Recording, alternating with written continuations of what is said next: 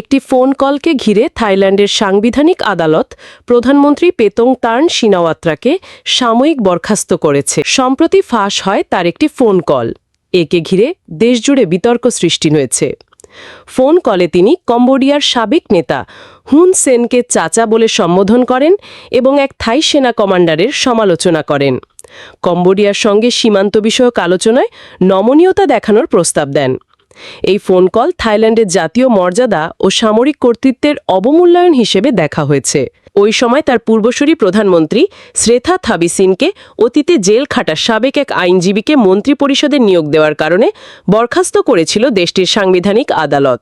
তিনি দেশটির সবচেয়ে কম বয়সী এবং ফুপু ইংলাকের পর দ্বিতীয় নারী প্রধানমন্ত্রী হয়েছিলেন। থাইল্যান্ডের রাজনীতিতে সামরিক বাহিনীর উল্লেখযোগ্য প্রভাব রয়েছে। সামরিক বাহিনীর বিরুদ্ধে প্রকাশ্যে সমালোচনা এই দেশে একটি রেড লাইন অতিক্রমণ করার মতো। ফোন আলাপ ফাঁস হওয়ার পর তার মন্তব্যের জন্য ক্ষমা চেয়েছিলেন পেতং তার্ন, কিন্তু শেষ পর্যন্ত বরখাস্তের মতো পরিণতির মুখোমুখি হতে হলো তাকে।